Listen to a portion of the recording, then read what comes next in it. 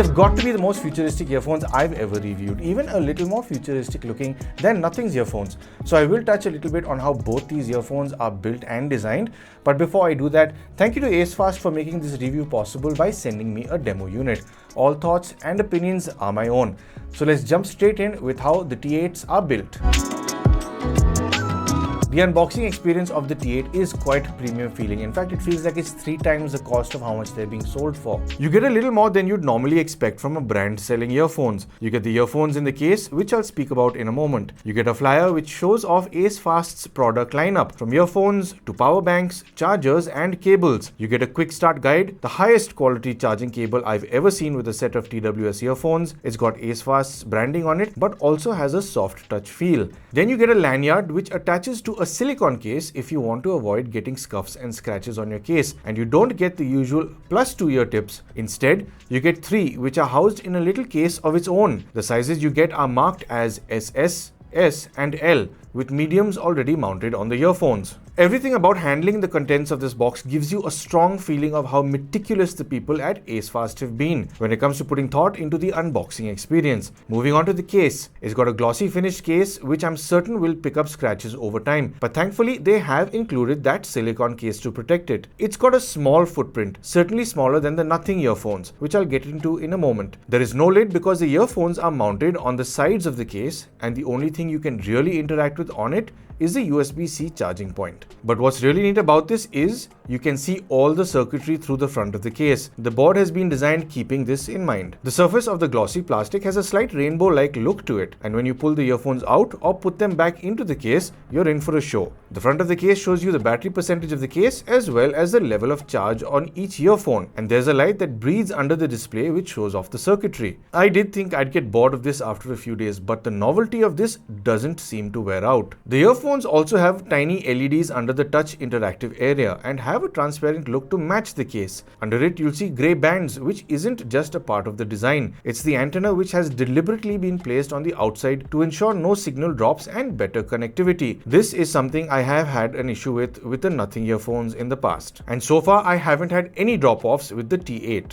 The ear tips are a soft silicone material which doesn't cause any discomfort, and thankfully the section of the ear tip that mounts onto the earphone is a more rigid material, so it holds well and makes it easy to remove and place other sized ear tips as well. Comfort wise, these aren't in-ear style, rather they sit just outside the ear canal with the ear tips creating a seal, so you don't have to push them into the ear, which a lot of people find uncomfortable. I've been listening to these for prolonged periods of time and haven't felt discomfort with them, but at the same time they do sit securely. When these are compared to the Nothings, it's very evident that this one's case has a smaller footprint, but a few similarities do crop up between the two. For one, there's the transparent casing. Then the plastic texture under the transparent case both have a dotted design. When you head on over to how the earphones are designed, the T8s are on the larger side, but they both have transparent enclosures here as well. The inner textured case finish carries on over to the T8's earphones, but not to the Nothings. And the T8 also has an LED that lights up where the touch control area is. Both these earphones come with an IPX4 rating as well. On a design, fit and finish standpoint, both are put together well, but the T8s certainly have an even more unique design with the inside of the case, which lights up with a pulsating LED. So if you only want a set of earphones with more futuristic looks,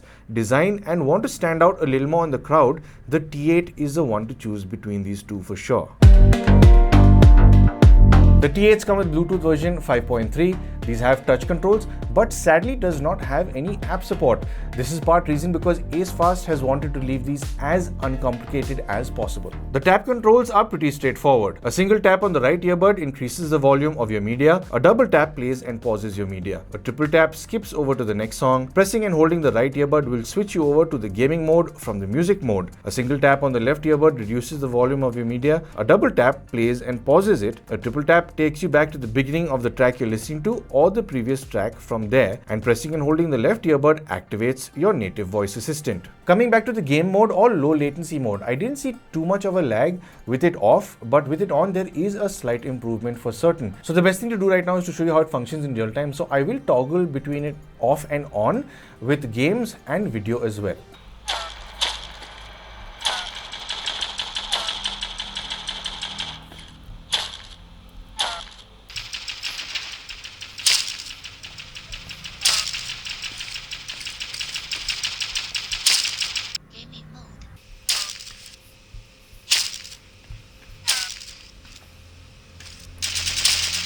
as to how to actually get a nicer sound out of your TWS earphones with the equalizer. And it's not as simple as you'd think. Right now, of course, you've got the jazz, vocal, bass, club and studio functions, which have their own sort of characteristics to your sound. Gaming mode is, I'm sure a lot of you have said, hey, I want loudness, I want more richness in the highs, I want more detail in the mids, and I want more bass. So a lot of you will do this. Sadly, these do not come with active noise cancelling, but once you figure out the right ear tip size for your ears specifically, it does a very good job of passively isolating your environment. Now, of course, it won't get rid of drones like active noise cancelling will, but what ACEfast has done is they have included environmental noise cancelling. So this does have two microphones and an algorithm that will try and suppress the noise around you and carry your voice over better to your recipient. So let me show you how your voice would carry over to your recipients in a slightly noisy environment. So I'm calling from the usual busy street. I normally do a lot of these call tests from, and there is a lot of traffic going on this road, and there is some construction work going on behind me as well. So this should give you a good idea of the amount of noise that these earphones will be battling and generally the environment around me. So I have been on the camera microphone all this time, and I will switch over to the T8 microphone right about now. So now ACEfast has included two microphones with these earphones per earbud, so as to help with the environmental noise algorithm. So the one thing I do miss honestly in this kind of situation is having active noise cancelling, because usually I think a lot of people who go for walks or runs in the evening, and if it is a bit noisy, active noise cancelling does benefit in this kind of situation in particular. So I can see people missing the active noise cancelling, but having said that, the passive isolation on these is pretty good, because I did take some time playing around with the ear tips to see which one fits me precisely. And only once I got the proper ear tip size have these in fact stayed secure and been able to cancel out, or should I say suppress passively a lot of the outside noise. So it's not as bad as I thought it would be. So this has been the call demo. At least the audio you've received right now should give you an idea of what these sound like. And you are sitting in the reviewer seat. This is how your voice is going to be carried over to your recipient. And you'll be the best judge to see whether or not this would work for you. So I hope this call demo has given you a better understanding of these earphones. And I will see you back at the studio.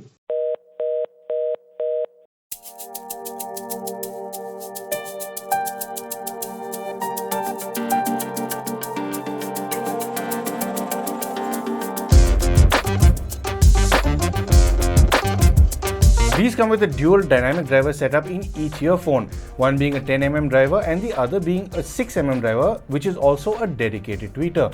They support SBC and AAC codecs and have a frequency response of 20 Hz all the way up to 20,000 Hz. On a volume front, I found myself listening to these usually at about 50% volume. It seems to be a sweet spot for them.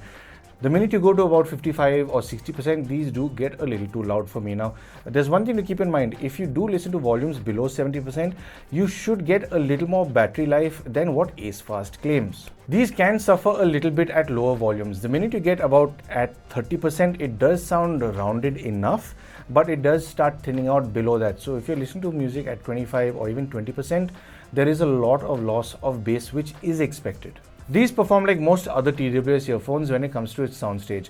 The bubble of sound stays within your head, with some tones giving you the illusion of coming from slightly out of them. And it does have a dead center phantom channel. It does have good left and right separation as well. Imaging is also similar to other TWS earphones in this price range. Don't expect audiophile levels of detailed recovery, but it is good enough to pick out certain nuances in your music that you'd enjoy. High frequencies come at you with a certain level of prominence, making it quite apparent that these have a dedicated tweeter. This range can tend to emphasize sibilance with some vocals, but doesn't always do this. Sibilance from these depends on the recording you're listening to, as not all recordings have this accentuation in this range. Percussive instruments, triangles, or cymbals have a sense of effortlessness and a calm approach when listening to genres like jazz and blues. Brushes off of a snare have a smooth delivery, and I didn't expect these to have a calming effect on me while listening to some softer music, but these do well since they're not overly exaggerated in this range. Listening to Jeff Goldblum and the Mildred Snitzer Orchestra perform It Never Entered My Mind, the cymbal hits, brushes, and higher notes on the piano all have a luring delivery which makes you want to finish listening to a specific track before responding to someone summoning you.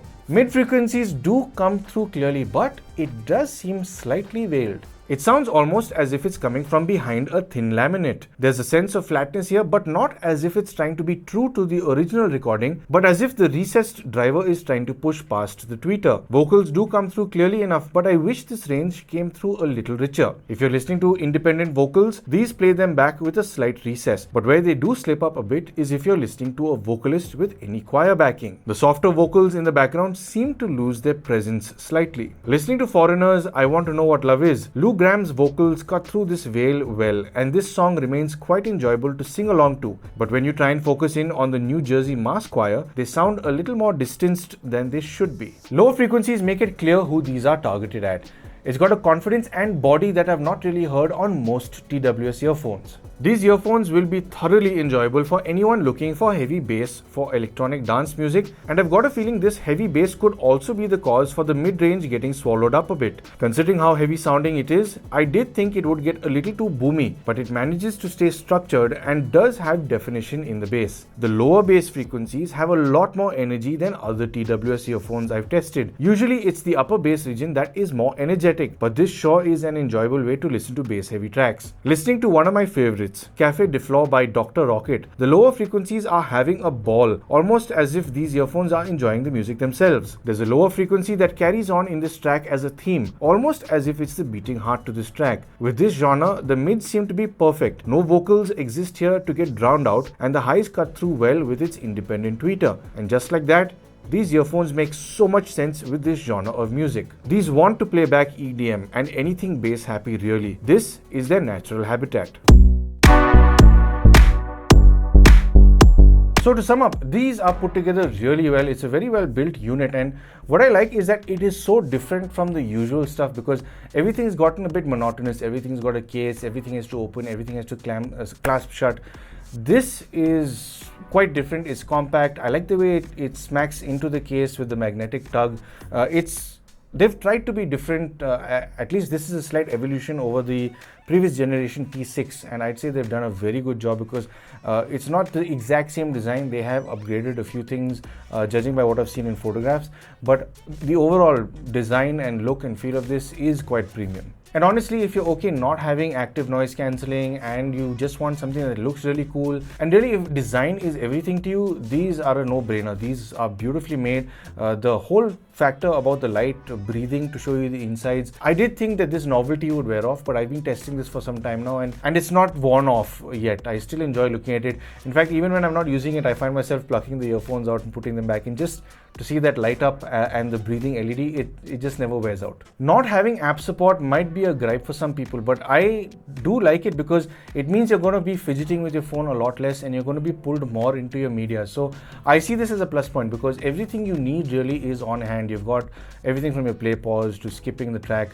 You've also got volume controls, and honestly that's pretty much everything you need. So I don't really see the need for having an app to a certain extent.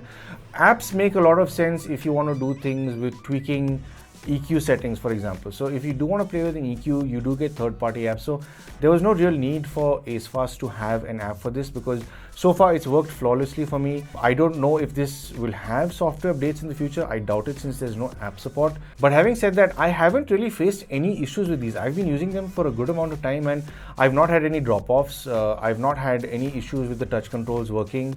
The battery life seems spectacular. In fact, when I used the Nothings for the first time, when I first got them for review, I was having multiple drop-offs and it was very fidgety. It did have a lot of issues. This has been smooth sailing since day one. So I don't think this will give any problems in the near future at least. So on a sound front, I didn't think that these would do very much because a lot of the dual driver earphones that I've heard, at least when it came to the TWS form, or should I say a wired form, they've never really done very well unless I've looked at IEMs because those are completely different designs. So those have dynamic drivers and BA drivers, whereas this they've chosen to use two dynamic drivers, which usually makes me think that there will be a bit of a veil. So that veil is there if you're looking for absolute clarity, which you shouldn't expect from TWS earphones, to be honest. But despite that recession in the mids, it is enjoyable to listen to. And the one thing about these that is really significant is the bass, because these sound big. In fact, there were times that I was thinking that I was wearing a set of headphones because Usually a larger driver is able to move that much bass, but I think a big reason why this is able to push as much bass as it does is because the larger driver is handling low and mid frequencies only, so it's not got the added strain of handling the high frequencies. So maybe that's why it's able to push as much bass as it does. So if you're into EDM, this is something you definitely enjoy, but if you're into finer music, if you want absolute clarity, absolute detail, richer mids, these aren't really targeted at you. You might need to consider another set of earphones that are a little richer in the mid-range. A quick comparison between the Nothing Ear 1 and the T8. So if you do have an older set of Nothing Ear 1s and you want to upgrade, this is specifically for you. Now, the one thing I found with both of them is I did expect the Nothings to sound better than these, but it's a matter of perspective again, because I found the T8s to be richer when it came to the highs, and the bass is terrifically full-bodied compared to the Nothings. The Nothings sound, they seem to fall flat in those regions. Whether the Nothing does shine through is in the richness in the mids. That's about it. Listening to both sets of earphones during a lot of A/B testing, I found that both earphones on the same volume, the T8s are significantly louder than the Nothing, making the Nothing feel as if they have an amping issue, which they've never really felt like. So these can get loud, the T8 can definitely get loud, and it's big sounding, like I said, when it came to the bass. So the only plus point I'd say with the Nothing Ear 1s is the mid-range in particular. So if you're into EDM and you own a set of Nothing Ear 1s and you're considering upgrading to something heavier sounding, bigger sounding, richer in the highs and heaviness in the bass with a decent amount of structure, the T8s are most likely the way to go, especially if you want a more futuristic looking set of earphones. So how much would the T8 set you back if you wanted to pick up a set? Now, at the time of recording this, their maximum retail price is $99.99. But they are being sold at around $69.99 right now at the time of recording this. So if you're planning to buy these in India, they're going for about the absolute conversion today is 5,750. And also, if you'd like to buy these, the folk at ACEfast have been kind enough to provide a code. So if you do want to buy these for a 20% discount, just type in the code Paul's POV. I'll leave it down below so you can copy that. Paul's POV when you're buying these, and you should get a 20% discount. And also, if you're planning on buying these from India, I've been informed that the shipping will be absolutely free for you. So that's one more positive for these. So I hope you found this video helpful and informative in some way, and I hope I helped you make some sort of purchase decision. If you would like to support the channel, I'm sure you know exactly how to. But of course, thank you for tuning into Paul's POV for some sound advice.